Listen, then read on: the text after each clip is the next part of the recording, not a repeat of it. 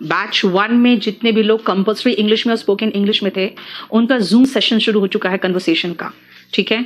तो वो अपना शेड्यूलर देख कर जरूर लगा लेना, क्योंकि अगर आप वो शेड्यूलर मिस करोगे तो उसको हम तो 1 काउंट कर देंगे, आपका काउंट नहीं, आप नहीं मिस भी कर जाओगे तो हम काउंट कर देंगे। इसीलिए उसको कभी भी लाइटली मत लेना। अगर आपने शेड्यूलिंग किया है अपने स्पोकन बैच का तो जरूर से उसको अपना ले लेना सेशन, ठीक है। चलो आओ ध्यान से देखो, मेलिवोलेंट क्या है भाई? बैड आपकी इच्छा है, आपकी इच्छा गलत है, आप चाहते हो दूसरों का बुरा हो। आप मेलिवोलेंट एडजेक्टिव है ना, मेलिवोलेंट इंटेंशन रखते हो। फिर आप कहोगे कि मैं तो हमेशा चाहता हूं सबका भला हो, मैं कभी भी ऐसी इच्छा नहीं रखता हूं कि दूसरों का बुरा हो। तो आप बेनिवोलेंट हो। आप बेनिवोलेंट हो, उसका सिनोनिम क्या है? काइंड एंड जेनरस, दूसरों का भला चाहने वाला, ऑल के प्रति सच्चा, ऑल के प्रति सच्चा, ऑल्ट्रिस्ट। लेकिन ऑल्टर है इसका रूट, ऑल्टर का मतलब होता है अदर के प्रति सच्चा। फिलांथ्रोप, देखो फिलांथ्रोप भी रूट का बना हुआ है। फिल मतलब लव होता है, जहां भी फिल देखो समझ जाओ लव, और एंथ्रोप का मतलब होता है मानव। फिलांथ्रोप हो गया मानवता प्रेमी। बेनिग्नेंट, देखो बिनाइन का मतलब होता है बेनी का साइन रखने वाला, अभी बताऊंगी। बेनिग्नेंट और बिनाइन ये सिनोनिम इनके, ठीक है। नेक्स्ट आओ मैलेड्रॉइड। मैंने कहा था क्या कि बेनी और वोलेंट, वोल देखो ध्यान से, जैसे आप पढ़ते हो कि वोल पढ़ते हो कि ये हमारी बॉडी में जो हाथ के मसल्स है वॉलेंट्री मसल्स है। वॉलेंट्री मसल्स का मतलब क्या हुआ? वॉलेंट्री का मतलब होता है कि हम अपनी इच्छा से मूव कर लेते हैं। हार्ट का मसल हो, हमारे लंग्स का हो, हमारे इंटेस्टाइन का, वो वॉलेंट्री मसल्स नहीं होता। तो वोल का मतलब होता है इच्छा, और मैल मतलब बैड इच्छा रखने वाला, अच्छी इच्छा रखने वाला, ठीक है। देख लिया। अब आओ नेक्स्ट पोर्शन में मैलेड्रॉइड। मैंने ऑलरेडी एड्रॉइड बताया हुआ है। मैंने कहा था एड्रॉइड राइट हैंड होता है, लेकिन राइट हैंड से हम कैसे होते हैं भाई? राइट हैंड से हम स्किल्ड होते हैं। तो एड्रॉइड मतलब स्किल्ड है, तो मैलेड्रॉइड क्या होगा? अनस्किल्ड, क्लमजी, ढंग से काम नहीं कर पा रहे हो, very awkward, not skilled, clumsy, है ना। अगर आप मैलेड्रॉइड हो तो आपसे काम ढंग से नहीं होता, ठीक है। नेक्स्ट आओ मेलिडिक्शन एंड बेनिडिक्शन। डिक्शन मतलब वर्ड्स हुआ, यार कुछ ऐसे बुरे शब्द में किसी के लिए कहूं कि उसका नाश हो, तो वो क्या है? श्राप दे रही हूं, मेलिडिक्शन है। लेकिन अगर मैं किसी को ब्लेसिंग दे रही हूं तो बेनी मतलब अच्छे शब्द, डिक्शन मतलब शब्द, है ना। बेनी मतलब अच्छे, डिक्शन मतलब शब्द। तो बेनिडिक्शन होता है क्या? अच्छे शब्द जिनके लिए हम प्रयुक्त कर रहे हैं, इसका मतलब है ब्लेसिंग।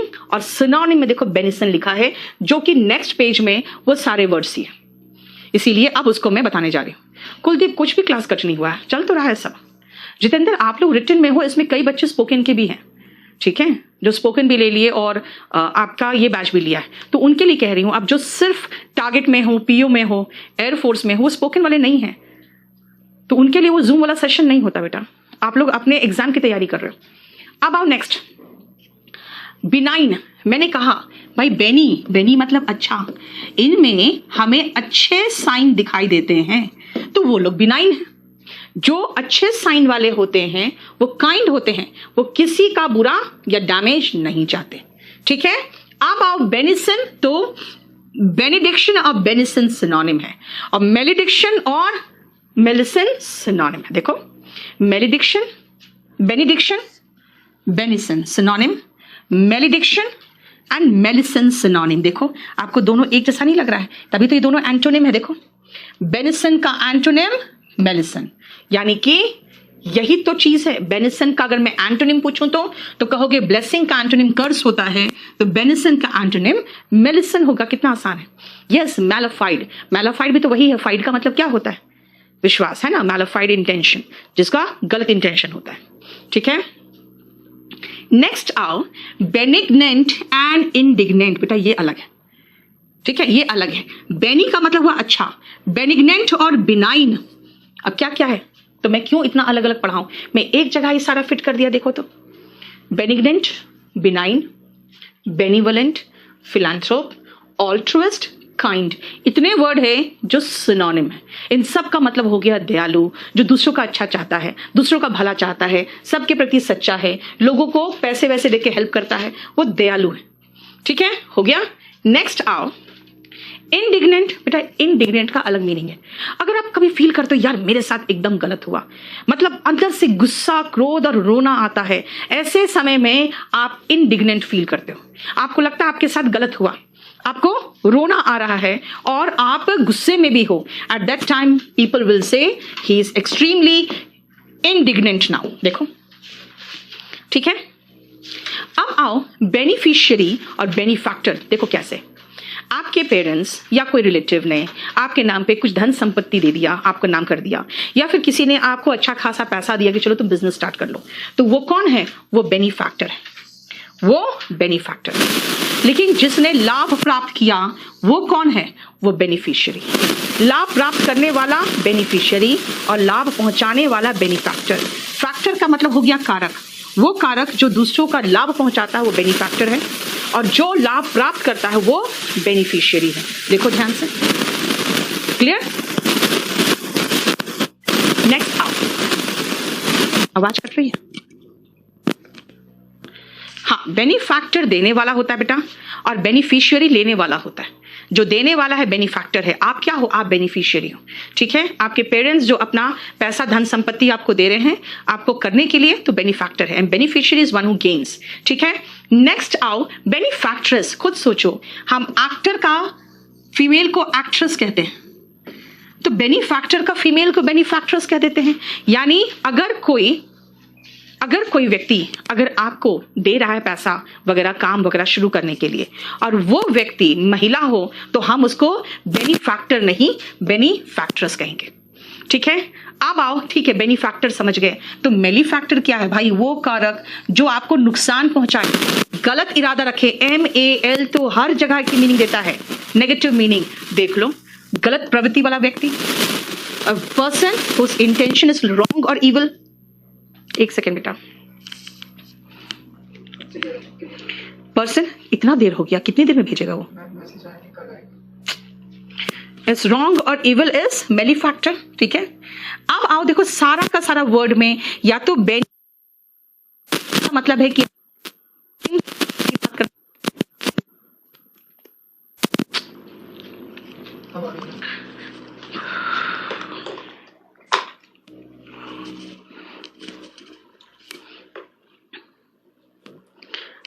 क्लियर? देखो ध्यान से, मेलीफैक्टर होता है वो पर्सन जिसका इंटेंशन रॉन्ग हो या इविल हो, ठीक है। नेक्स्ट सुनो, नोटा बेनी। नोटा बेनी क्या है? ध्यान से सुनना, ये फॉरेन वर्ड है। नोटा का मतलब होता है नोट, और बेनी का मतलब अभी बताया था मैंने, गुड। याद रखना, गुड तो एडजेक्टिव है। जब हम वर्ब की बात करें ना, तो वर्ब की विशेषता एडवर्ब बताएगा, तो एडवर्ब होता है गुड का एडवर्ब वेल। नोट वेल, देखो, नोट वेल, ठीक है। नोट वेल, इसका मतलब क्या है? अगर मान लो कोई बहुत important, cacophony, okay, Sunil Arya लिख रहा है, करती आवाज आ रही है मेरी शायद, देखो अब ठीक है। सुनो, नोटा बेनी का मतलब क्या है? ध्यान से सुनना। मैंने आपको एक बहुत इंपॉर्टेंट सा मैंने आपको इंफॉर्मेशन दिया, बहुत इंपॉर्टेंट इंफॉर्मेशन है, तो मैंने ऊपर लिख दिया नोटा बेनी। जैसे मैंने नोटा बेनी लिखा, आप लोग सब ध्यान से पढ़ोगे इंफॉर्मेशन को। क्यों? क्योंकि इसका मतलब वेल, ठीक है, इसका मतलब है नोट वेल। क्लियर? नेक्स्ट आओ, मैल, अगेन मैल, मेलेस या मेलेडी, इन दोनों का मतलब होता है अस्वस्थता, बीमारी, इलनेस, डिजीज, यही सब है। इसीलिए देखो, मेलेस, मेलेडी, इलनेस, डिजीज, ये सब सिनोनिम है, यानी अनवेलनेस है ना। जब सही नहीं है आपकी तबीयत तो it is malady, there is some malady, ठीक है। क्लियर? नेक्स्ट आओ, ठीक है, मैलेडी तो जानते हैं, मेलोडी तो कहते हैं भाई मेलोडी ना खाओ खुद जान जाओ, नहीं, लेकिन वो टॉफी नहीं है। मेलोडी इज द ट्यून, एक ट्यून जो किसी सॉन्ग को बनाता है। तो कई ट्यून ऐसे से जुड़ते, देखते हैं ऐसे से ट्यून दिखता है आपको, यही सब साइन होते हैं ट्यून के, है ना। तो वो मिलके एक धुन बनाता है, इसीलिए ट्यून हो या ट्यून से बना हुआ कोई सॉन्ग हो, दैट इज मेलोडी। इसीलिए मधुर जो होता है ना, वो मेलोडियस होता है। एंड मेलोडियस का एंटोनिम ही अभी सुनील तुमने बताया, कैकोफनी, है ना। क्लियर? बोलो, कोई प्रॉब्लम यहां तक?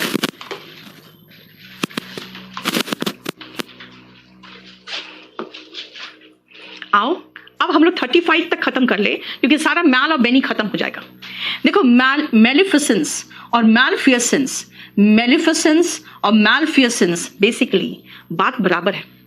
जैसे इसमें क्या है, द बीइंग हार्मफुल, तो वही तो है डिसऑनेस्ट एक्टिविटी, है ना। डिसऑनेस्ट एक्टिविटी को भी तो हम मेलिफिसेंस कह सकते हैं, मेलफियसेंस भी कह सकते हैं।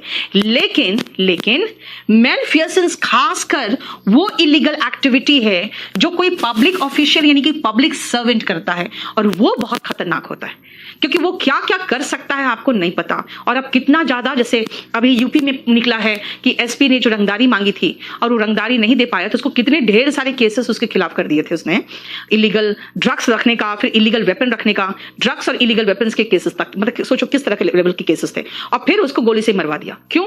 तभी तो कहते हैं कि मेलफियसेंस जो होते हैं ना वो ज्यादा खतरनाक होते हैं। इसीलिए अगर कोई पब्लिक ऑफिशियल और कॉर्पोरेशन के द्वारा जो डिसऑनेस्ट एक्टिविटी होती है उसको, उस विचार को हम मेलफियसेंस कहते हैं। ठीक है, क्लियर? नेक्स्ट आओ, जब आप किसी के प्रति मैलिस भावना रखते हो ना, यानी कि रॉन्ग भावना रखते हो, तो सेम देखो ना, MAL कहीं पर भी दिख रहा है हमारे साथ, हम तो इससे उब गए इस वर्ड से। क्यों? सब जगह ये दुर्भावना, गलत इरादा, है ना, हार्मफुल, हार्म करने का इरादा, सब जगह तो वही आ रहा है। और कंटेंट का मतलब क्या होता है? कंटेंट का मतलब होता है संतुष्ट। कंटेंट्स में कह रहे हैं, सामग्री के अंदर की नहीं बात करें, कंटेंट का मतलब होता है संतुष्ट। तो मैल कंटेंट और संतुष्ट, मैल कंटेंट हो गया असंतुष्ट। ठीक है, देखो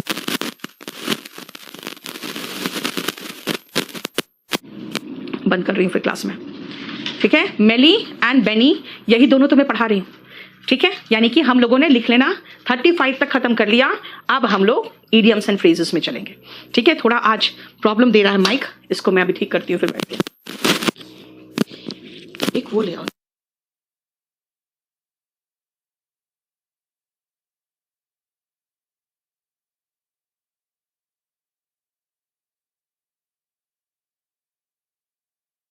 पैसिव वॉइस में लास्ट ये कहा था आपको करने को, और मैंने कहा था इसमें स्ट्रेट अवे खाइए। देखो कि जब एडजेक्टिव, क्योंकि आपको पता है ऑब्जेक्ट होता है तभी हम पैसिव वॉइस बनाते हैं, है ना। अब एडजेक्टिव है तो पैसिव वॉइस कैसे बनाएं? तो उसको जबरदस्ती मैं कह सकती हूं, जबरदस्ती का पैसिव वॉइस बना रहे हैं कैसे? Medicines are awful when they are tasted, these mangoes tasted, those mangoes tasted, सार का मतलब हो गया those mangoes were sour when they were tasted, and this surface feels smooth का हो गया this surface is smooth when it is felt। ठीक है, अब आते हैं हम लोग पैसिव वॉइस विज़ वर्ब। अब सुनो, पैसिव वॉइस ऑलमोस्ट खत्म है, लेकिन कुछ कुछ चीजें में आप फंसोगे, तो आप उनको देख ले जरा, इन 5 सेंटेंसेस को करो, और ठीक है आप जैसे भी करना है करो, लेकिन मुझे सिर्फ वर्ब का फॉर्म चाहिए, यानी कि आपको जो देना है मुझे, अरे यार, जो आपको मुझे देना है वो देना है, जो वर्ब इस्तेमाल हुआ है यहां पे उसका थर्ड फॉर्म आप क्या लगा रहे हो, मुझे वो चाहिए, है ना। बना तो फटाफट। भूपेंद्र, तुम 5 बार गुड आफ्टरनून करोगे यार, सबका नीचे कर दिया तुमने। चलो,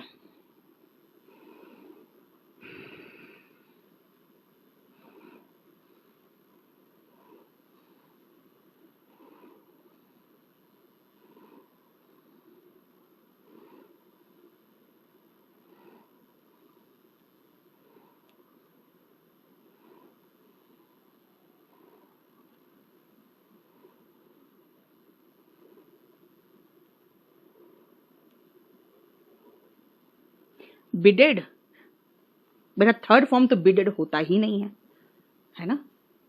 बिडेड तो आपको बिड का दोनों फॉर्म जो पढ़ाए हैं और जो वर्ब में पढ़ाते हैं उनके दोनों में बिडेड नहीं है।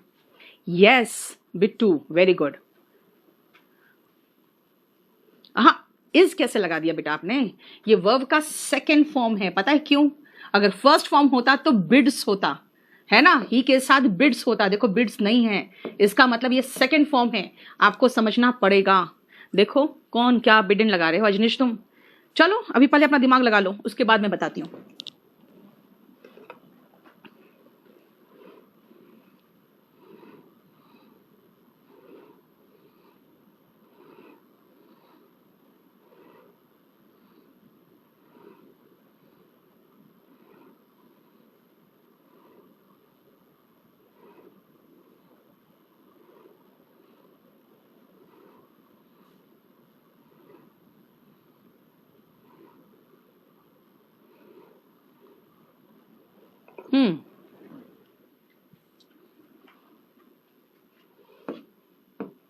देखो ध्यान से, बिड का अगर बोली लगाना है ना, जरा वर्ब के फॉर्म्स जाके देख लो, बोली लगाना अगर है तो तीनों फॉर्म सेम था। बिड इन कहां से आ रहा है, तीनों फॉर्म सेम था।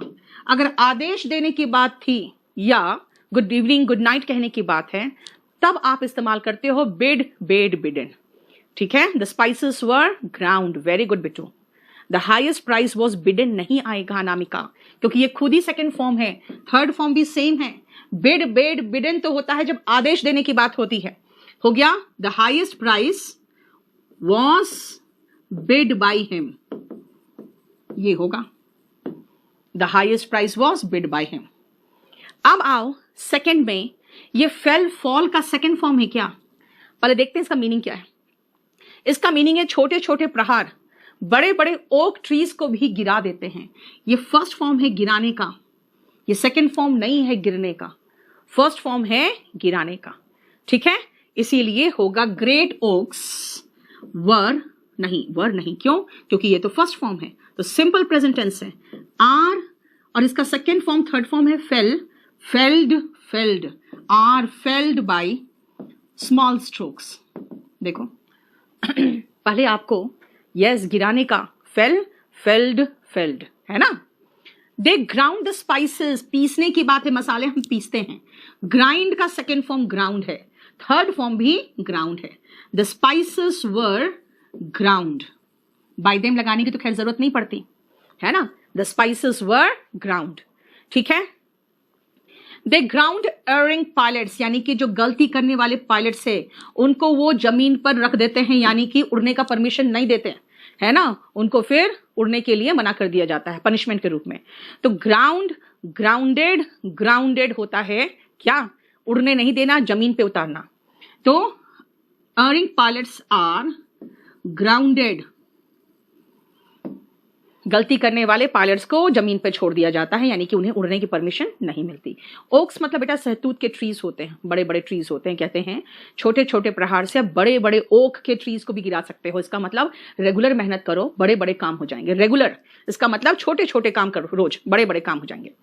दे hang pictures on the wall, ये जो पिक्चर्स है ये ऑब्जेक्ट हो गया। अब ये हैंग कौन सा फॉर्म है, दे हैंग टांगना, टांगना है, और टांगने का होता है hang, hung, hung. Pictures are hung on the wall, pictures are hung on the wall. ठीक है, देखो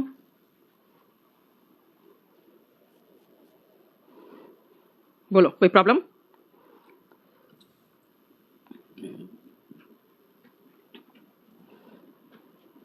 कोई प्रॉब्लम तो मुझे बताओ।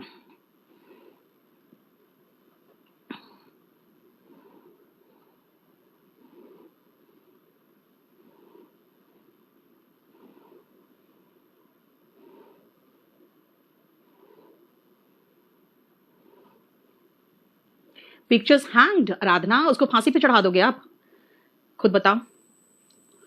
ये बेटा वर्ड कैसे लगाए हो, ये तो फर्स्ट फॉर्म है हैंग, टांगने का होता है हैंग, हंग, हंग। यस विक्रांत बिल्कुल सही, हैंग, हंग, हंग लटकाना, हैंग, हैंग, हैंग्ड फांसी पे चढ़ाना, है ना। बाय देम लगाने की जरूरत नहीं बेटा, मैंने आपको बहुत पहले बता दिया है कि दे, समवन, समबडी, वन, ये सब में बाय देम लगाने की जरूरत नहीं है। अगर दिया है तो लगा दो, कोई फर्क नहीं पड़ता। ठीक है, देख लो। अब आओ विज़ subject verb agreement. Subject verb agreement के अकॉर्डिंग, क्योंकि आप सब्जेक्ट वर्ब एग्रीमेंट पढ़ चुके हो इसीलिए आपसे होना चाहिए। अब आप खुद करो।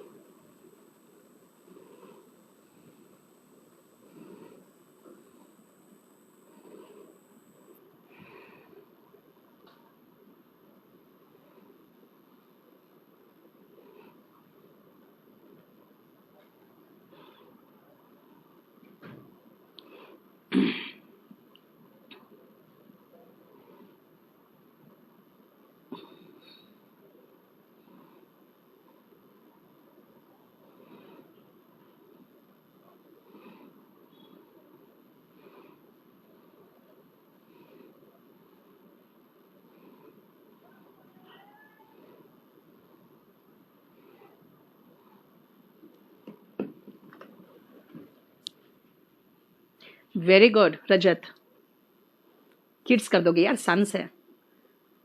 बहुत अच्छा Vikrant.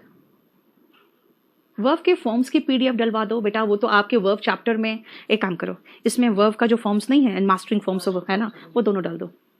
Mastering form of verb and rules वाला है ना, वो डाल दो इस बैच में। Yes Vikrant, very good. App में लाइव वीडियो नहीं चलता है मेरा अभिषेक, आप मेल करो बेटा अगर ऐसा होता है तो।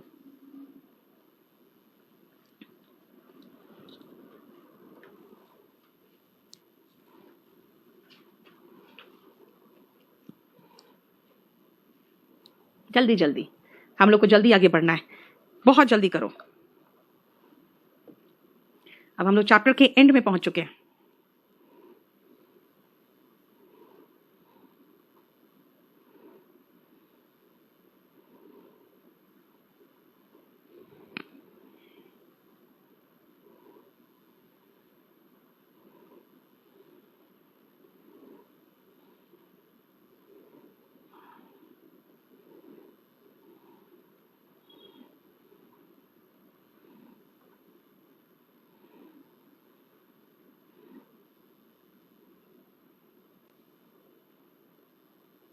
बेटा एज वेल एज से शुरू कैसे कर रहे हो तुम विश्वा?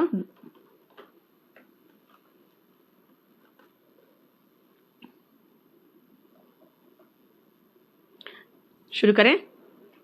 The robbers killed the merchant as well as his sons. The merchant as well as his sons. अब है कि ठीक है V2 है, तो मैं वॉस लगाऊं कि वर लगाऊं? Were killed by the robbers. अब मैं were killed by the robbers तो ठीक है, लेकिन वॉस की वर्ड, आपने सब्जेक्ट वर्ब एग्रीमेंट में एक चीज पढ़ा होगा कि एज वेल एज से जोड़ते हैं तो वर्ब फर्स्ट सब्जेक्ट के अकॉर्डिंग चलता है। द मर्चेंट के अकॉर्डिंग चलेगा तो वॉस आएगा, वर नहीं। ठीक है, देखो क्लियर। नेक्स्ट आओ। I help neither him nor his accomplices, ना ही उसकी सहायता की ना ही गुनाहगार के साथियों की सहायता की मैंने। तो नीदर ही, नीदर तो अब हिम नहीं होगा ना बेटा, शुरुआत में आएगा तो ही होगा ना। Nor his accomplices। अब मुझे नहीं समझ में आ रहा है कि मैं लगाऊं was helped by me कि were helped by me। ठीक है, फिर याद करेंगे, हम लोगों ने सब्जेक्ट वर्ब एग्रीमेंट में पढ़ा है कि जब नीदर नॉर से जोड़ते हैं तो वर्ब नजदीक वाले सब्जेक्ट के अकॉर्डिंग चलता है, यानी कि accomplices के अकॉर्डिंग चलेगा तो प्लूरल होगा। ये नहीं रहा फिर, है ना? समझ में आ रहा है? जो सब्जेक्ट वर्ब एग्रीमेंट में पढ़ा है ना, उसको यहां अप्लाई करना पड़ेगा, क्योंकि आपके पास दो ऑप्शन होंगे, एक में सिंगुलर वर्ब, एक में प्लूरल वर्ब। इसका मतलब है सब्जेक्ट वर्ब एग्रीमेंट का नॉलेज होगा तब ये बनेगा, बाकी तो हमें सब आता ही है कि नथिंग बट टू बर्ड्स। अब ये है V2, तो वॉज सीन होगा कि वर सीन होगा बाई अस, क्या होगा? अब याद करो, जब नथिंग बट से जोड़ते हैं, नथिंग बट से, तो हम नथिंग के अकॉर्डिंग चलते हैं, और नथिंग मतलब अनकाउंटेबल नाउन हमेशा सिंगुलर वर्ब लेता है। हो गया, देखो नथिंग के साथ सिंगुलर वर्ब आता है ना? बीइंग क्यों लगा रहे हो बेटा, ये तो सिंपल पास्ट है। God helps none but the brave, none but the brave. अब मैं क्या लगाऊं, इज हेल्प्ड की आर हेल्प्ड बाय गॉड। अब हम फिर से याद करेंगे कि जब हम नथिंग बट से जोड़ते हैं तो नथिंग के अकॉर्डिंग चलता है, लेकिन याद करो नन बट से जोड़ते हैं तो सेकेंड सब्जेक्ट के अकॉर्डिंग चलता है। और फिर हमने ये भी पढ़ा था कि द प्लस एडजेक्टिव होता है तो वो प्लूरल नाउन बन जाता है। ये सारे वीर लोग, द रिच सारे अमीर लोग, द पुअर सारे गरीब लोग, है ना? इसीलिए प्लूरल है तो प्लूरल वर्ब आएगा। देखो बोलो बेटा, नथिंग अनकाउंटेबल नाउन है, नथिंग बट नहीं, नथिंग। फिर याद करो, they killed more than one deer, याद है? मोर देन वन, मैंने कहा था मोर देन वन अगर एक साथ होता है तो सिंगुलर नाउन लेता है, सिंगुलर वर्ब लेता है, मैंने ये बताया था। More than one deer was killed होगा। देखो पैसिव वॉइस, ठीक है ना? इसीलिए कोई नई चीज नहीं पढ़ा रही हूं, बस पैसिव वॉइस को दूसरे चैप्टर से मिक्स कर रही हूं, बस और कुछ नहीं। आंसर ये दिया है, देख लेना, खत्म। बोलो।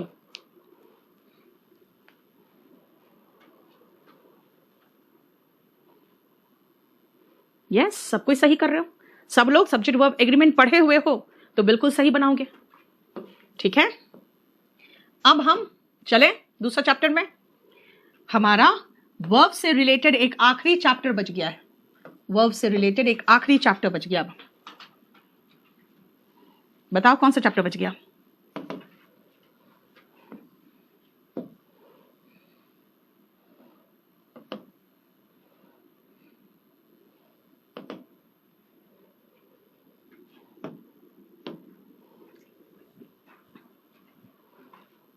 प्रपोजिशन एंड फ्रेजल वर्ब की शीट बन गई बेटा, बन गई है।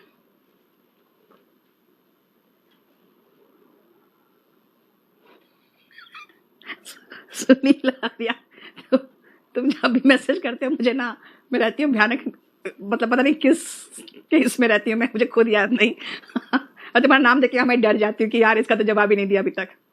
वर्ब एडवांस, क्या बात कर रही हो आराधना? आपका वर्ब एडवांस पूरा कंप्लीट हो चुका है ना? चलो मैं एक बार डिस्कस कर दूं आपके साथ, एक सेकेंड रुको, एक सेकेंड। सही में कहीं तुम सुनील मेरे घर ना पहुंच जाओ।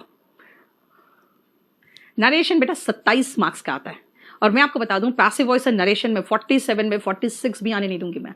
ठीक है, नरेशन में अगर आपने सिली मिस्टेक कर लिया तब जाके छूटेगा, वरना 1/4 जो आपका सिलेबस है, 1/4 यानी कि 200 में 47 मार्क्स के, और एक आध तो मान लो डिटेक्टिंग एरर के भी होंगे। इसका डिटेक्टिंग एरर का भी मैं कुछ आपको क्वेश्चंस दूंगी, बड़ा आसान क्वेश्चंस मिलेगा आपको।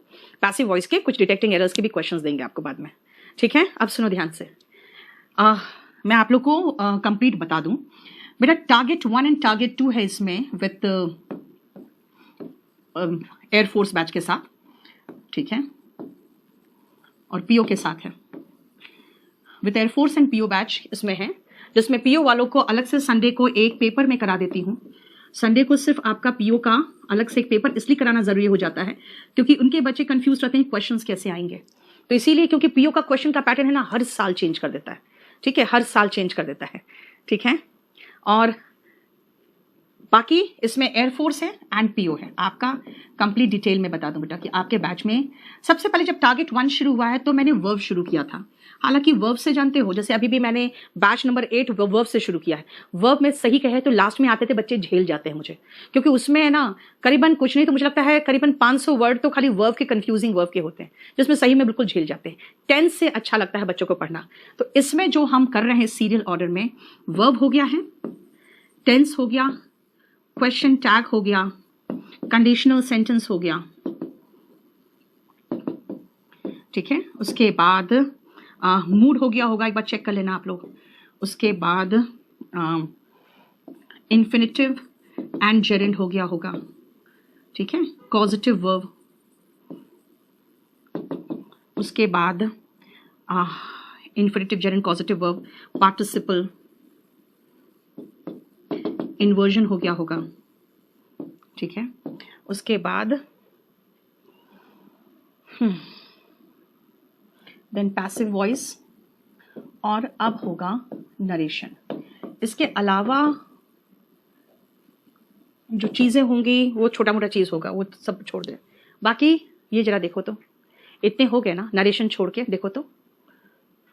हाँ सुनील, कभी कभी सही में बिल्कुल लगता है मैं पागल हो जाऊंगी। पार्टिसिपल विक्रांत हो चुका है, हाँ पार्टिसिपल तो हो चुका है। इन्फिनिटिव जेरेंड के बाद हम पार्टिसिपल किए होंगे लास्ट में। ठीक है, पार्टिसिपल थोड़ा कंफ्यूजिंग तो है, ये तो जान लो अच्छी तरह से, और पार्टिसिपल से क्वेश्चन कम ही आते हैं। ठीक है, सो नरेशन के बाद मोस्ट प्रोबेबली हो सकता है नरेशन के बाद इसमें टारगेट 3 ज्वाइन होगा, क्योंकि फिर हम पार्ट्स ऑफ स्पीच में चले जाएंगे। नाउन, प्रोनाउन, एडजेक्टिव, एडवर्ब, ठीक है, कंजंक्शन, आर्टिकल, प्रेपोजिशन, ये सब चैप्टर आ जाएगा। फिर पैरलिज्म, ये सब चैप्टर आ जाएगा। ठीक है, तो हाँ 02 में, यमुना 02 में बिल्कुल नहीं होगा वर्ब, आपका नहीं हुआ होगा, क्योंकि मैंने कहा ना टारगेट 2 एंड एयरफोर्स वगैरह 10 से शुरू हुआ है। तो हम जब भी अपने बैच चलाते हैं ना बेटा, तो एक बार यहां शुरू करते हैं, एक बार यहां शुरू करते हैं, और तीसरा यहां से शुरू होता है।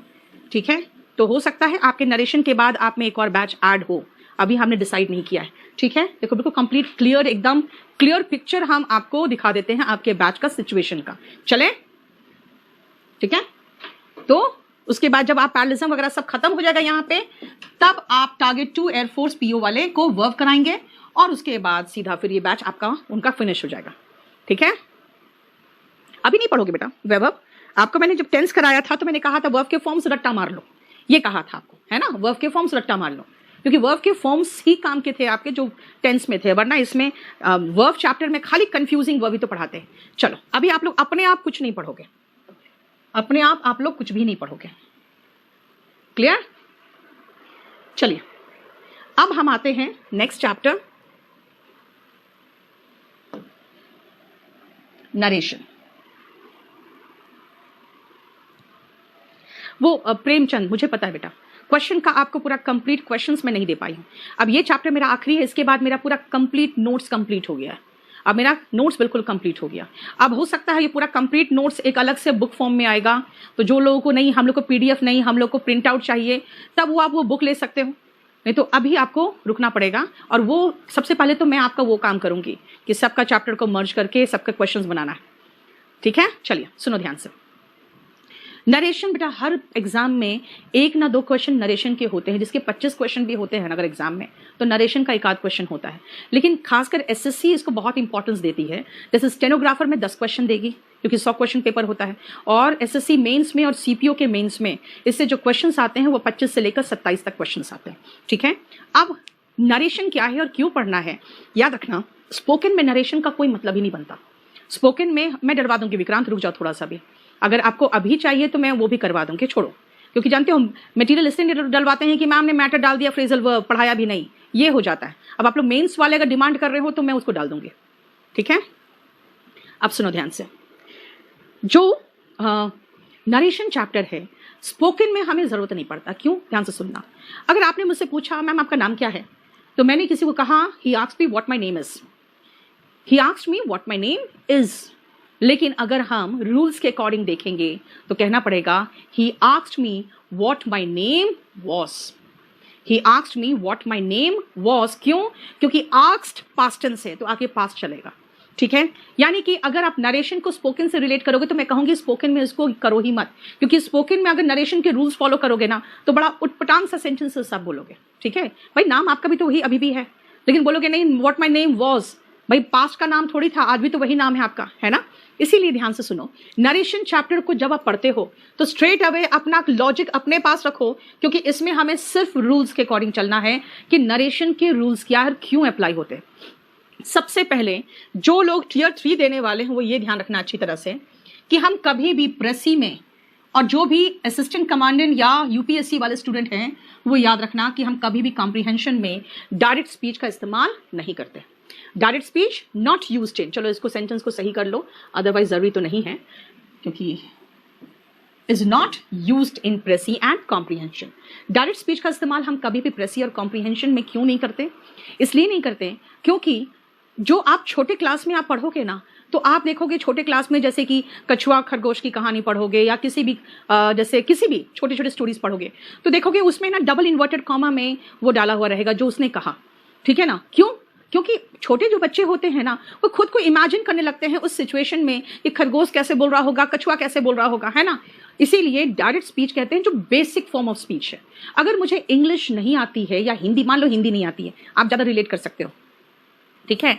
अगर कोई व्यक्ति किसी अंग्रेज से कहता है आपका नाम क्या है, तो वो व्यक्ति जाके किसी और को टूटी फूटी हिंदी में बोलेगा, वो पूछा आपका नाम क्या है, वो पूछा आपका नाम क्या है, इसका मतलब है he doesn't know how to convert that sentence। वो ये नहीं बोल पाया कि उसने मुझसे पूछा कि मेरा नाम क्या है, ये कन्वर्ट नहीं कर पाया वो, इसलिए वो सीधा सीधा जो उसने कहा ना उठा के पेश कर दिया। इसलिए कहते हैं जो बेसिक फॉर्म ऑफ स्पीच है वो डायरेक्ट स्पीच है। इसलिए डायरेक्ट स्पीच को हम जब हाई लेवल चीजें बता रहे हैं यार, प्रेसी एंड कॉम्प्रिहेंशन, तो कैसे इस्तेमाल करेंगे, फिर इस्तेमाल नहीं कर सकते, राइट। इसलिए नरेशन का इस्तेमाल याद कर रखना कि हम इन डायरेक्ट स्पीच का इस्तेमाल करते हैं प्रेसी एंड कॉम्प्रिहेंशन में, और वो टियर 3 का मुद्दा है। इसलिए प्रेसी का मतलब ही होता है बेटा जब आप किसी चीज को 1/3 में लिखते हो और उसमें अपने शब्दों का इस्तेमाल करके, ठीक है, यानी उसका पूरा निचोड़ लेते हैं और अपने शब्दों का इस्तेमाल करते हैं। देखो जैसे उस व्यक्ति ने कहा या कहता है, सेज मतलब कहता है, आई वर्क हार्ड, देखो उसने कहा, वो कहता है मैं मेहनत करता हूं, वो कहता है मैं मेहनत करता हूं, तो बन गया उसका indirect, he says that he works hard, he says that he works hard. इसका मतलब खुद सोचो कि हमने क्या किया, हमने सिर्फ और सिर्फ प्रोनाउन चेंज किया। हाँ, प्रोनाउन चेंज किया तो एक चीज चेंज हो गया कि भाई ही के साथ वर्क नहीं वर्क्स लगता है, यानी कि ठीक है, इतना तो समझदार होना चाहिए कि हम जिस टेंस का इस्तेमाल कर रहे हैं तो ही के साथ वर्ब में एस ई एस लगना चाहिए, वो हमने खुद कर लिया, ठीक है। लेकिन इसमें ये कॉमा, इन्वर्टेड कॉमा कहाँ गया और ये क्यों आया, और ये आई ही में क्यों चेंज किया, ये देखो। सबसे पहले ये सेंटेंस क्या है, ये सेंटेंस असर्टिव सेंटेंस है। असर्टिव सेंटेंस का मतलब क्या होता है, हाँ, असर्टिव सेंटेंस का मतलब होता है, सचिन देखो टीयर 3 में सिर्फ 20 दिन मिला है, हमने अपना बैच अनाउंस कर दिया, क्योंकि बात क्या है कि हमें था कि चलो टीयर 2 टीयर 3 दोनों का एक साथ तैयारी हो जाएगा। अब स्टूडेंट्स का एडमिशंस कम हुआ तो मैंने थोड़ा बैच को एक्सटेंड कर दिया, क्योंकि हम बहुत छोटे बैच लेकर नहीं चल सकते, कम से कम 1000 के ऊपर एडमिशन हो तभी हम बैच शुरू करेंगे। तो अभी हमने उसको थोड़ा एक्सटेंड इसलिए किया, वरना स्टूडेंट नहीं समझ रहे 20 दिन में तो आप तैयारी कर ही नहीं सकते हो टीयर 3 का, 20 दिन में टीयर 3 की तैयारी हो ही नहीं सकती, ठीक है। तो वही मैं कह रही हूँ, अभी से बच्चा लोग को कम से कम है ना टीयर 3 को साथ में आधा घंटा रोज दे देता तो उससे भी चलता, ठीक है। वीक में 3 डेज मेरा क्लास होता, बाकी 3 डेज आधे घंटे अपने आप को दे देता।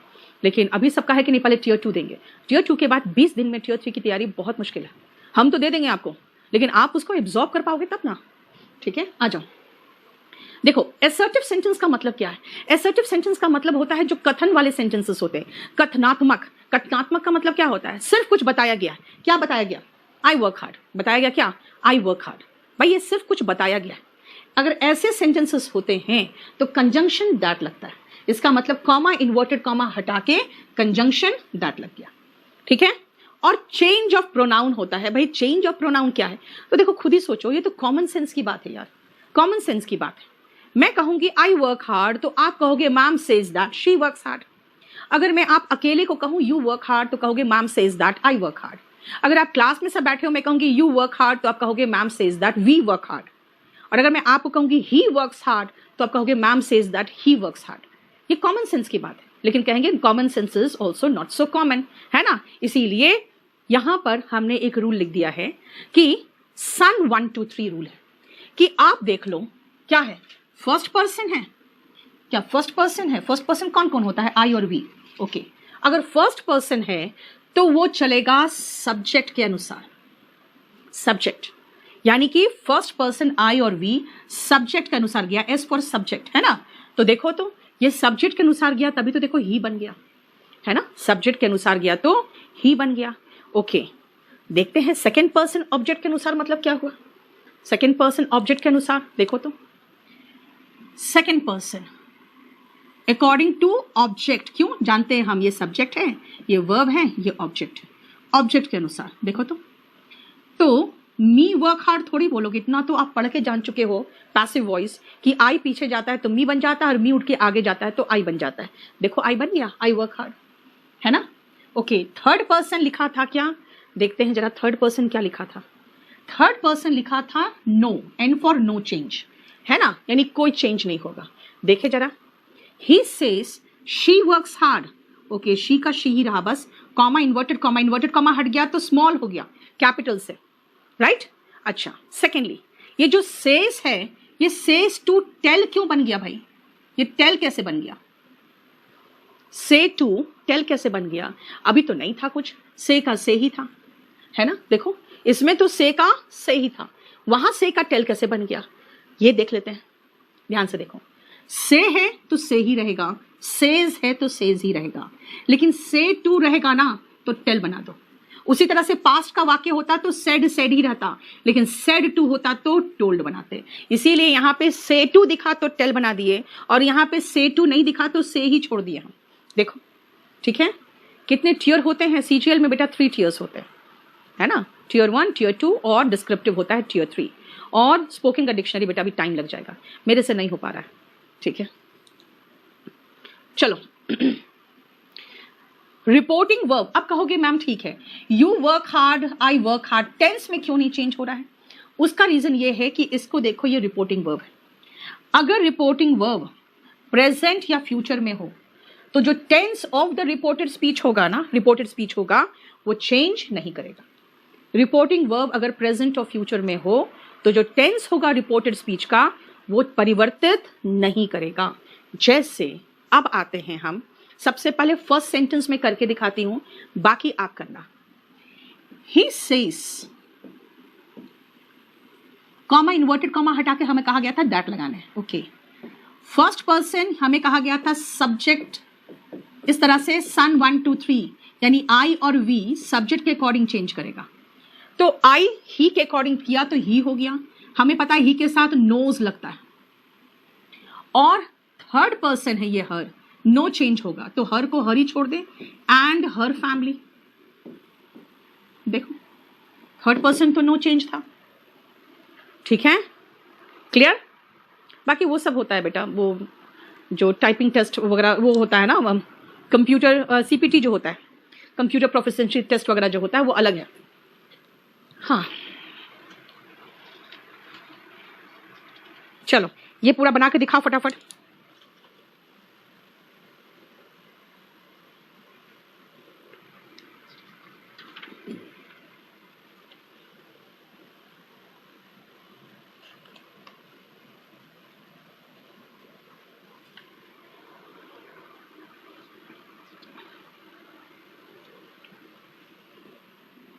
वेरी गुड, बस खाली आपको प्रोनाउन ही तो चेंज करके दिखाना है। हम लोग इसमें वो क्या कहाँ तक किए हैं?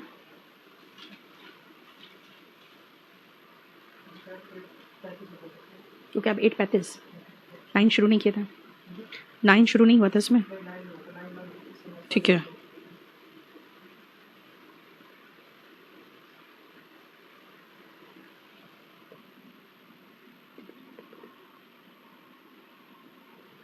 Tier 3 में बेटा आपको किसी भी टॉपिक पे ऐसे और लेटर लिखना आता है।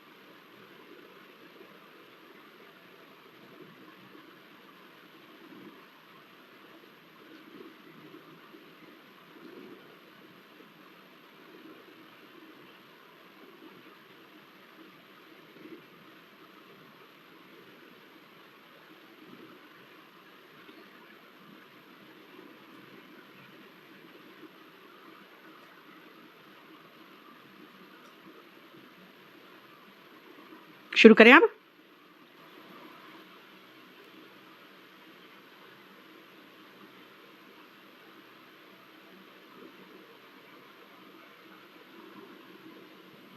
चलो देखो,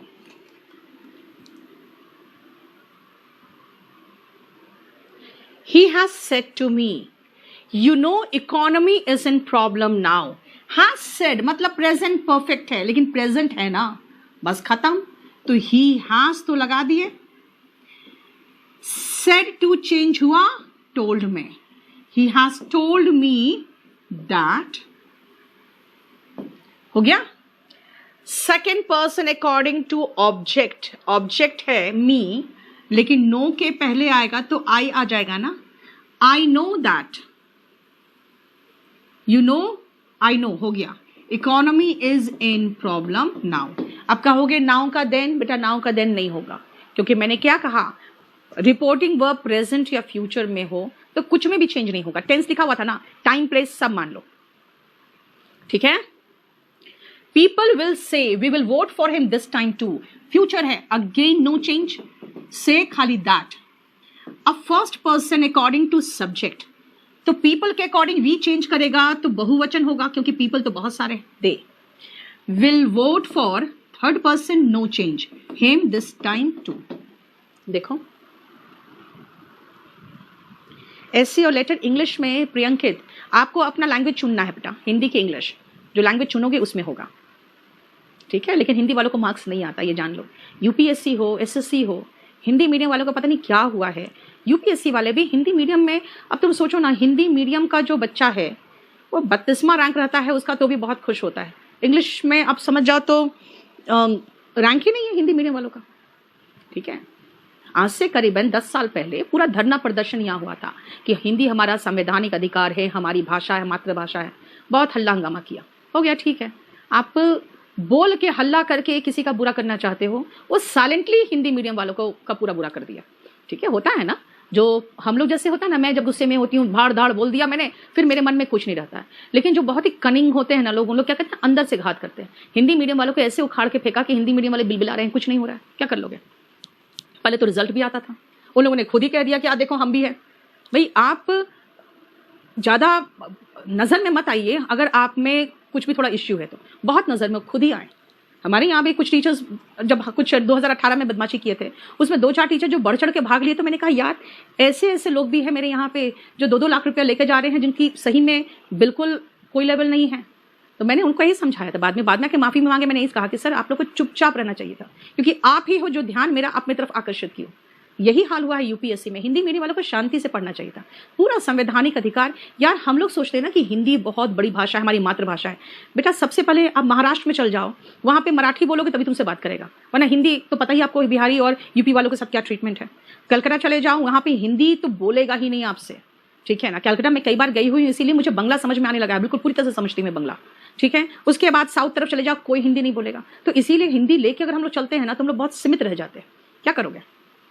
कुलदीप CHSL का Tier 2 और CGL का Tier 3 बात बराबर है, लेवल थोड़ा सा ऊपर नीचे होता है। ऐसे का जो लेवल होता है, मतलब टॉपिक का लेवल, वो थोड़ा ऊपर नीचे होता है, बात बराबर है, ठीक है। हरी इज सेइंग टू मी हो गया, हरी इज सेइंग टू मिलके क्या बनेगा, टेलिंग बनेगा। Hari is telling me that, second person according to object, यानी आई के साथ एम आता है, डिस्टर्बिंग, और first person according to subject. तो ही नहीं होगा भाई, लास्ट में लगाओगे तो हिम होगा ना। आई एम डिस्टर्बिंग हिम, इतना तो देखना पड़ेगा ना कि सब्जेक्ट कहाँ है। सब्जेक्ट के प्लेस पे तो ही, ऑब्जेक्ट के प्लेस पे वर्ब के बाद है तो हिम, ये होगा ना। देखो ध्यान से, क्लियर। नेक्स्ट सुनो, अब हमने आपको मना किया था कि टेल के बाद टू नहीं आता, क्यों नहीं आएगा। फिर चलो वापस, टेल के बाद टू क्यों नहीं आएगा, वापस चलो सुनो। एक बात बताओ, से टू मिल के टेल बना है, तो टेल के बाद टू कहां से लाओगे। सेड टू मिल के टोल्ड बना है, तो टोल्ड के साथ भी टू नहीं आ सकता, है ना। टेल और टोल्ड के बाद टू नहीं आ सकता, क्लियर। नेक्स्ट आओ, उसी चीज को तो मैं समझा रही हूं उसमें कि भाई वी टोल्ड टू हिम गलत है, we told him. He said me नहीं भाई, सेड टू मी लगाओ, क्योंकि सेड मी कुछ नहीं होता, या तो सेड टू मी होगा, नहीं तो टोल्ड मी होगा। And our teacher told to open, भाई टोल्ड किसको, याद रखना 2-3 चीजें, ध्यान से सुनना। से टू भाई किसको, अगर मैं कहूं आई से टू तो बोलोगे किसको, हिम तो लगाओगे ना, खाली ऐसे थोड़ी बोलोगे आई से टू आई वर्क हार्ड। आई से टू किसको भाई, आई वर्क हार्ड, तो कहोगे आई से टू हिम। ओके हाँ, अब समझ में आया, क्यों, क्योंकि से टू के बाद अगर ऑब्जेक्ट नहीं लगाओगे तो समझ में नहीं आ रहा क्या बोलना चाह रहे हो। लेकिन ये से टू मिलके अगर टोल्ड हो गया तो इसका मतलब टोल्ड के बाद भी तो ऑब्जेक्ट आना चाहिए, है ना। इसीलिए आवर टीचर टोल्ड किसको, आंसर यहां पे, ठीक है। कुछ लोग कहते नहीं आपने बताया टोल्ड के बाद टू नहीं आता, भाई टोल्ड के बाद टू नहीं आता अगर यहां पे ऑब्जेक्ट हो तब, तो टीचर टोल्ड टू अस नहीं होगा, ये मैं कह रही हूं। टीचर टोल्ड टू अस नहीं होगा, ये कह रही हूं मैं। टोल्ड अस तो चलेगा ना, हाँ। अब है ये ध्यान रखना, सेकेंड लगाना है, हमेशा एक ही चीज तो करते हैं, सेकेंड वर्ब लगाना है तो 2 + वर्ब के बेस फॉर्म से लगा दो, हमेशा यही काम तो करते आए ना। सेकेंड वर्ब को जोड़ना है तो 2 + वर्ब का बेस फॉर्म, देखो तो कोई प्रॉब्लम, क्लियर। लेकिन फिफ्थ का बच गया है। फिफ्थ समझाने से पहले मैं आपसे जो पूछ रही हूं, पहले बताओ, मैंने कहा टोल्ड के बाद टू नहीं आएगा, कब नहीं आएगा? सब्जेक्ट के बाद ये टोल्ड वर्ब है, तो वर्ब और ऑब्जेक्ट के बीच में टू नहीं आएगा। ओके फाइन, तो चलो हम सेड मी लगा लेते हैं। नहीं लगा सकते, क्यों? क्योंकि सेड के बाद डायरेक्ट ऑब्जेक्ट नहीं आएगा। यही तो सेड टू है, वही तो मिलके टोल्ड बना है। यही तो सेड टू है जो मिलके टोल्ड बना है, इसलिए सेड टू मी होगा टोल्ड, है ना। और 8 नंबर ये है, अवर टीचर टोल्ड किसको? किसको? ऑब्जेक्ट बहुत जरूरी है, यानी 8 नंबर का हम आपको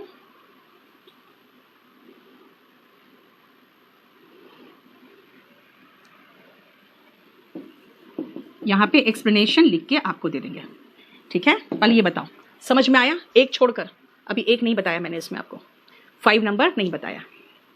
बोलो, ऑब्जेक्ट के पहले टू आएगा बेटा, ऑब्जेक्ट के बाद टू इसलिए आया क्योंकि सेकंड वर्ब को जोड़ना है ना। मेरा स्पोकन का क्लास देखना, या इन्फिनिटिव का भी जानते नहीं हो, सेकंड वर्ब जोड़ना रहता है तो टू प्लस वर्ब का बेस फॉर्म से जोड़ते हैं, ठीक है ना। आई वॉन्ट क्या? टू गो होम, ठीक है, समझ में आया? तो सेकंड वर्ब लगाना था तो टू लगाया। अब सुनो, he was told to leave, कोई इश्यू नहीं, क्यों? क्योंकि ये टू टोल्ड के बाद वाला टू नहीं है। मैंने कहा टोल्ड यानी टेल और ऑब्जेक्ट के बीच में टू नहीं आना चाहिए, ये तो बिल्कुल ठीक है। टू लीव का मतलब टू प्लस वर्ब का बेस फॉर्म, ये तो इन्फिनिटिव वाला टू है ना, ये तो इन्फिनिटिव वाला टू है, इसमें तो कोई इश्यू नहीं, ठीक है। दो को रिपीट करें, मैंने बता दिया आपको, he has said, said to का मिलके टोल्ड हो गया। He has told me that second person according to object, तो I अब पूरा सेम है बिल्कुल। हाँ, टू ओपन इन्फिनिटिव है, यस क्लियर। इसके आंसर्स में थोड़ा एक्सप्लेनेशन चाहिए आपको, वो मैं कर दूंगी। अब आओ जरा इन सब सेंटेंसेस को पहले देखो और इनको आप बनाने की कोशिश करो तो जरा।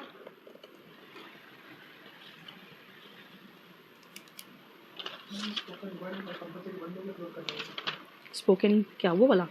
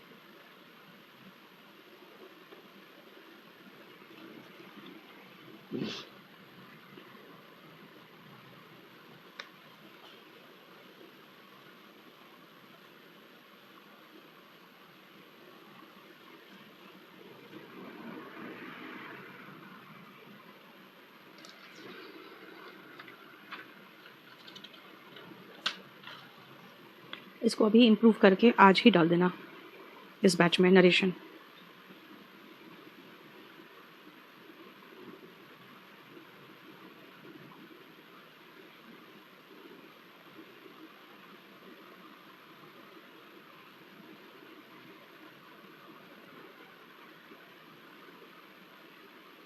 लेकिन नीचे बोलो स्पोकन का पोस्टर जल्दी करना है आज। हाँ,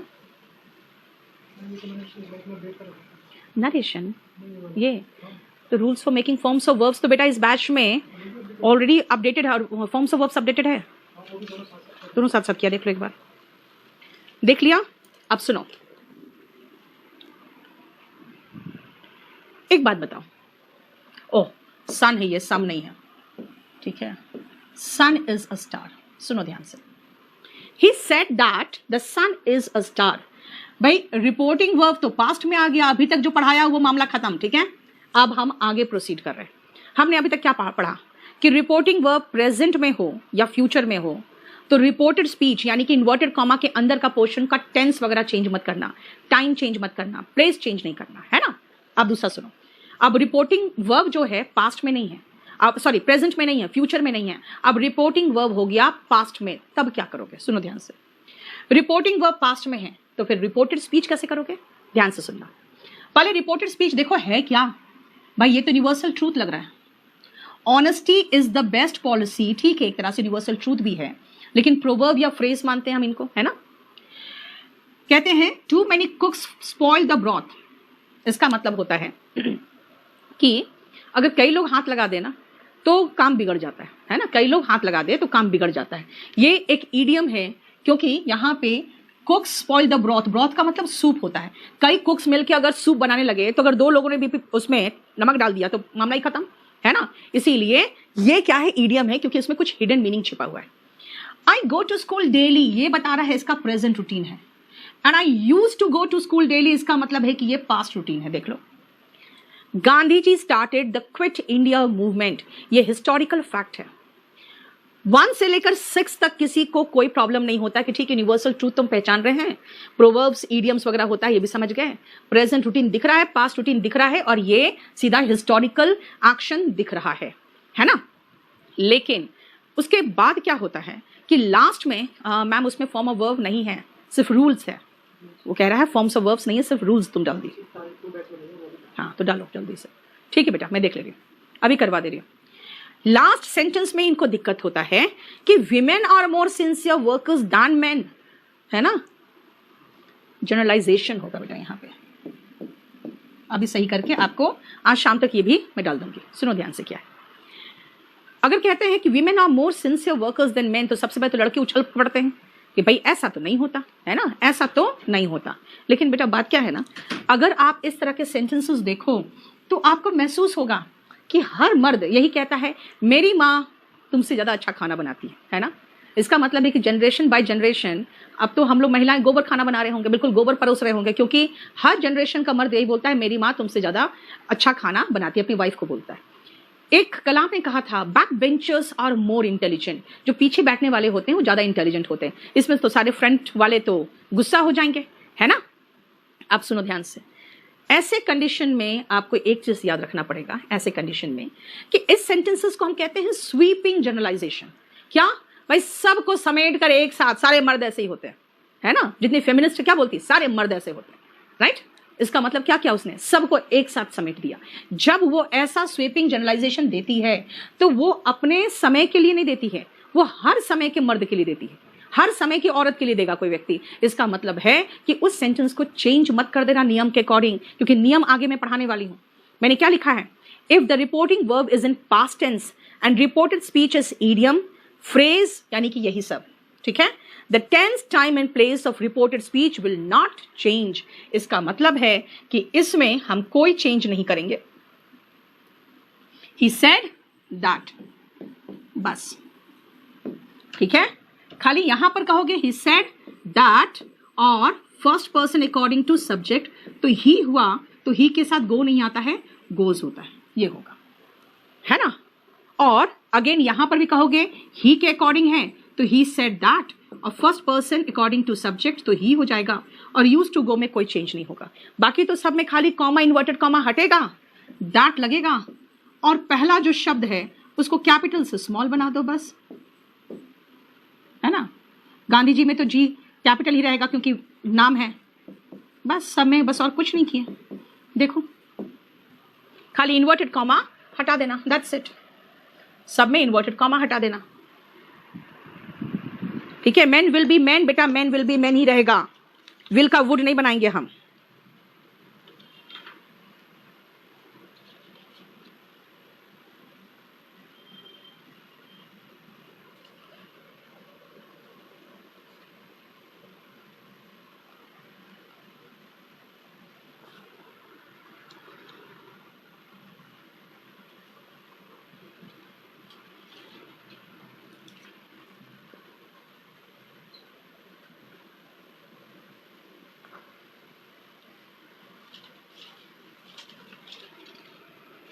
हो गया, बोलो कोई प्रॉब्लम यहां तक।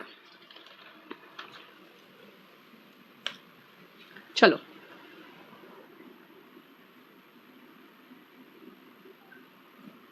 क्या है? That's it means ma'am that's it मतलब वो ये हुआ, ऐसे कहते हैं ना, दैट्स इट मतलब ये हुआ। ठीक है, देखो सबका आंसर मैंने यहां पे लिख दिया है। तो देखो किसी में कोई टेंस वगैरह चेंज नहीं हुआ है। देखो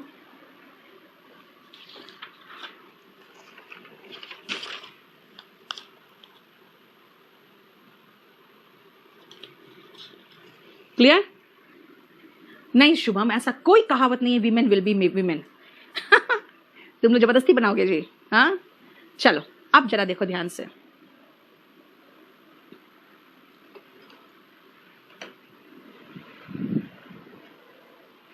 नेक्स्ट पॉइंट ध्यान से सुनना। रवि भूषण, कहां तुम झूठ का कंफ्यूज करना चाहते हो सबको? पैसिव वॉइस थोड़ी होगा, फिर वो नहीं रहेगा पैसिव वॉइस में। लास्ट पॉइंट देख लो, क्योंकि इसको आपको याद करके रखना है ढंग से, क्योंकि इसके बाद सारा इसी नियम पे होगा। ध्यान से सुनो। आई केम हियर येस्टरडे, ठीक है, आई केम हियर येस्टरडे। अब ध्यान से सुनना, ऐसे सेंटेंसेस में ना कहोगे ये ईडियम है, कहोगे नहीं, नहीं ना, फ्रेज है, नहीं, यूनिवर्सल ट्रूथ है, बिल्कुल नहीं, है ना। इसका मतलब है अभी जितना पढ़े हो उनमें से कुछ भी नहीं है, कुछ भी नहीं है। देखो जरा, राइट।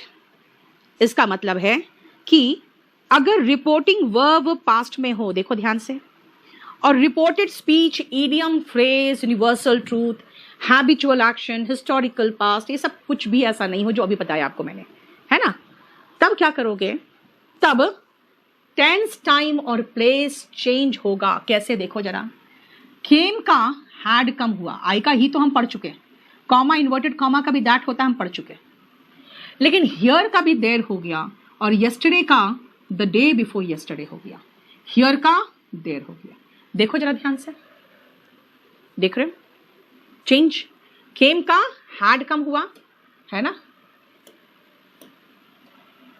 हियर का देर, और यस्टरडे का डे बिफोर यस्टरडे, राइट। बस यही नियम तो देखना है कि ऐसा क्या हुआ कि टेंस चेंज हुआ, प्लेस भी चेंज हो गया, और टाइम भी चेंज हो गया। अब मैं बताती हूँ वो कैसे। मैं अपने कॉलेज गई और मैंने कहा I studied here 10 years ago, I studied here 10 years ago। आप मेरे साथ थे।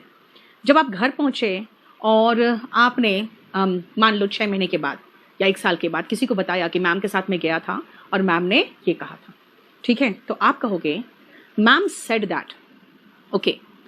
लेकिन स्टडीड का हैड स्टडीड बनाओगे, क्यों? क्योंकि मैंने जब बोला तो पढ़ा तो उसके पहले है, तो आपने कहा मैम सेड दैट, तो शी हैड स्टडीड हो जाएगा ना, यानी स्टडीड का हैड स्टडीड बनाया। लेकिन अब आप वहां नहीं हो, उस कॉलेज में नहीं खड़े हो, आप अपने घर में किसी को बता रहे हो ये बात, तो हियर नहीं बोलोगे, आप कहोगे देयर। क्यों? क्योंकि आपका प्लेस चेंज हो गया है। और मैं कह रही हूँ 10 years ago, एगो का मतलब होता है अभी से पीछे। अब आप ये 6 महीने बाद आप किसी को बता रहे हो, अगर आप एगो बोलोगे ना, इसका मतलब जिस दिन आप बता रहे हो उसके 10 साल पहले नहीं, आप बताना चाहोगे कि मैम ने जब ये बात कही थी उसके 10 साल पहले, तो एगो का बिफोर हो जाएगा। तो आप क्या बनाओगे? Ma'am said that she had studied there 10 years before, है ना। इसका मतलब ये हुआ कि आपने स्टडीड का हैड स्टडीड बनाया, हियर का देयर बनाया, और एगो का बिफोर बनाया। ये क्या किया? ये मैंने ये किया। पहले एक बार सीरियसली इस रूल को देख लो, क्योंकि ये पूरा असर्टिव का फाइनल रूल है जिससे मैक्सिमम क्वेश्चन आता है।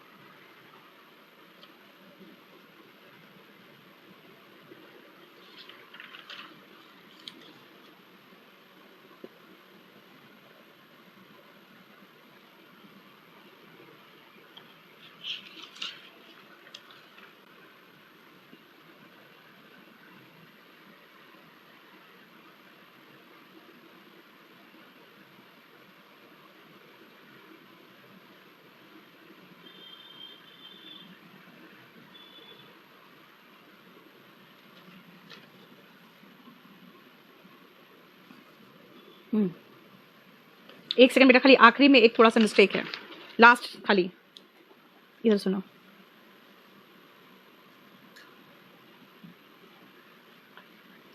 अब जाके इसको सही करवा के ले आओ।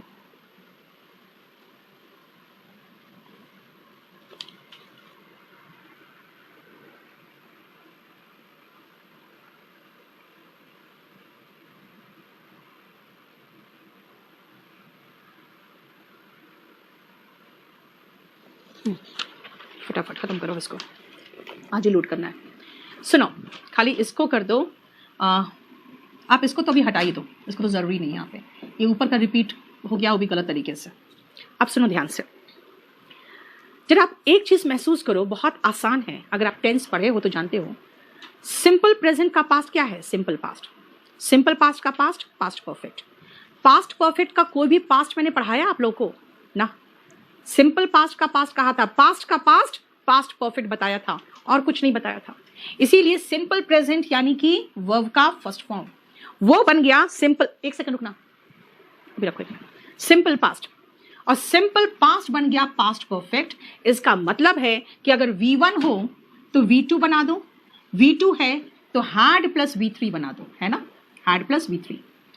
लेकिन प्रेजेंट कॉन्टिन्यूअस हो यानी इज एम आर हो तो पास्ट कॉन्टिन्यूअस बना दो, और पास्ट कॉन्टिन्यूअस है तो पास्ट परफेक्ट कॉन्टिन्यूअस बना दो। प्रेजेंट परफेक्ट है तो पास्ट बना दो, पास्ट परफेक्ट। इसका मतलब छोड़ो ना, खाली एक ही चीज तो हम कर रहे हैं, प्रेजेंट का पास्ट, पास्ट का पास्ट परफेक्ट। देखो ना, कोई भी टेंस हो, कोई भी टेंस हो, हम एक ही काम कर रहे हैं, और वो कर रहे हैं प्रेजेंट का पास्ट और पास्ट का पास्ट परफेक्ट, चाहे वो सिंपल वाला क्यों ना हो। चलो कॉन्टिन्यूअस वाला देखो तो, प्रेजेंट का पास्ट और पास्ट का पास्ट परफेक्ट।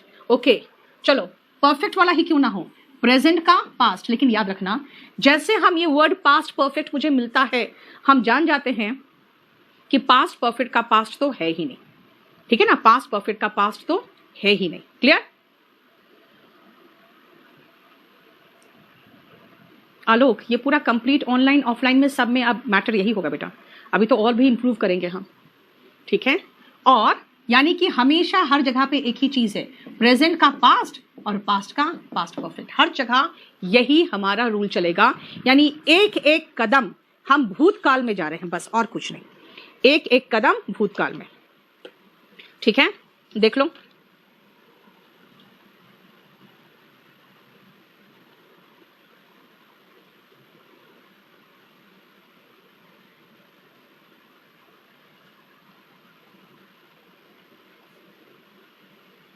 सुनो।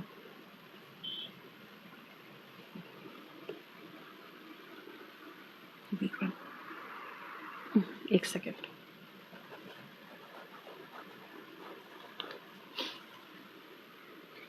ये जो बनाया है ना, इसको अलग क्यों कर दिया है, ऐसे ग्रीन क्यों कर दिया है? या तो चारों को ग्रीन करो। वो लग रहा है हेडिंग है, ठीक है? अब ले जाओ, चारों को ग्रीन करा दो, ठीक है? बाकी हो गया। चलो,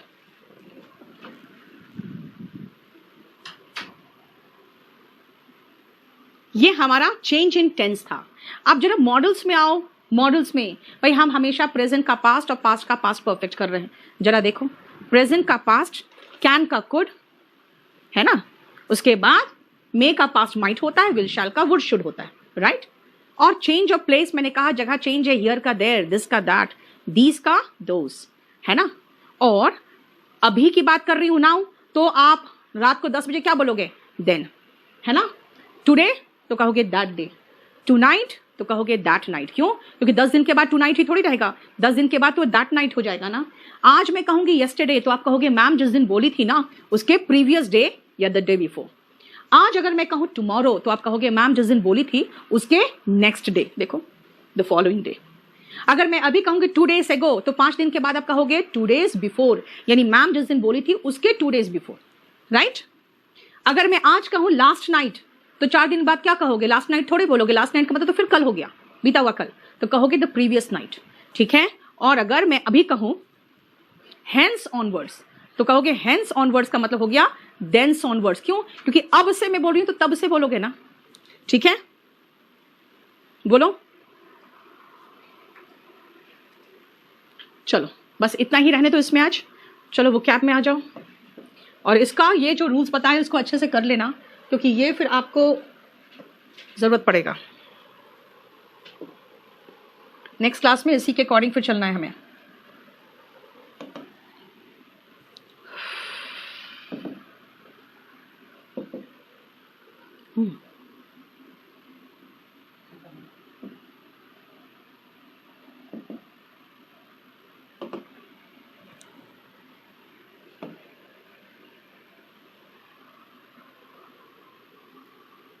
पैंतीस तक हो गया था।